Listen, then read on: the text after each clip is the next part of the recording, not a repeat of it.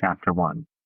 Somewhere in the house of David Bowie's song, Width of a Circle, or some such nonsense Brian Lynch was playing on a crackly radio speaker. The house was alive with the sort of summer heat that makes clothes stick to your sweat slick to frame and drives the mind to a state of glorious rage. Jono Bright, age 42, was in his kitchen. He had rummaged through his chest freezer and slammed it shut, hoping his useless son Brian would hear him. All the while he dug into a wax paper tub of a Griffin's all-natural strawberry ice cream.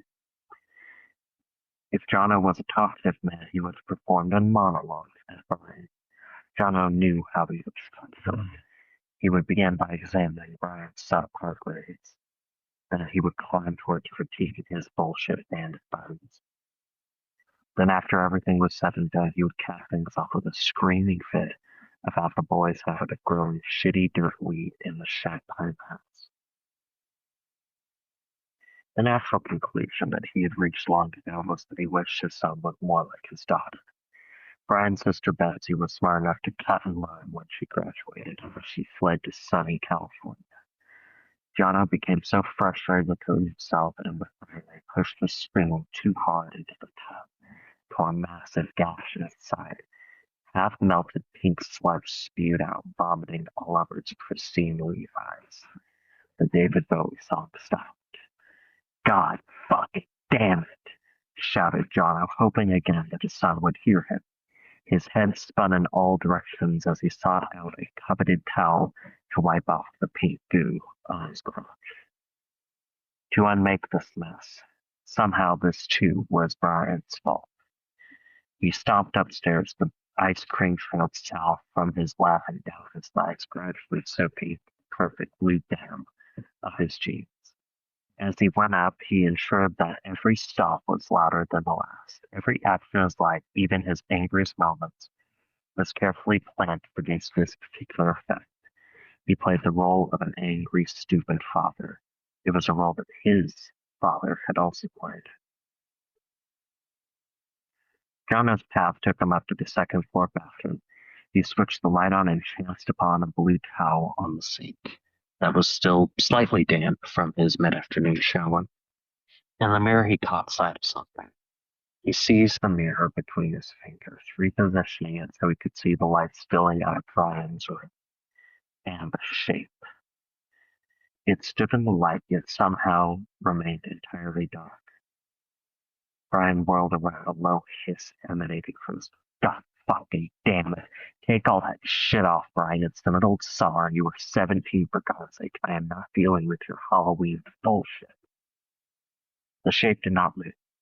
It just stood there, still as a supermall man.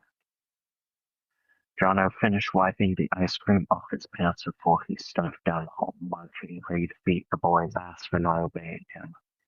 This creepy behavior had to be curbed at once, after all. It was only when he got closer that he noticed that the light in Briar's room was interrupted by something. A hand. A hand that lay perfectly still on the floor, detached from the rest of the body. A sudden stillness gripped Jono as he stared at the figure that he had first assumed to be his son. The gravity of everything slowly caught up with him, but when it did, it hit like Greg Page. In an instant, years of high school baseball kicked back in, and Jono Bright took off down the hallway like a rocket ship. As he ran at the curb and waited for the stairs, his middle-aged frame caught with him, and the force he had exerted on it. He took a tumble down to the bottom floor. The shape in return assumed a vulgar leapfrog stance and began hopping after him at incredible speed, rounding the same corner before getting to the stairs and climbing all elongated limbs and spider-like fingers. It was as if it was an animal bound to the shape of a human.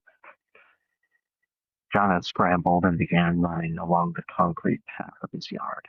He knew that he just needed to get to Myers and he'd be home free. Either Myers or Kane, they both lived close enough, and they'd probably house him for whatever his freak was. He felt pressure in his back, and it slammed hard into the concrete path that bisected his yard. He felt something in his chin crack and he could feel the copper sting on his tongue. He tried to crawl away, but the shape seized him by his thin hair and drew him back, then slammed his face against the concrete again. As he began to lose consciousness, his thoughts drifted between the billion points of pain in his face and the fact that he never actually really got home on his batter. The shape brought things to an end by running a knife along Jono Bright's throat.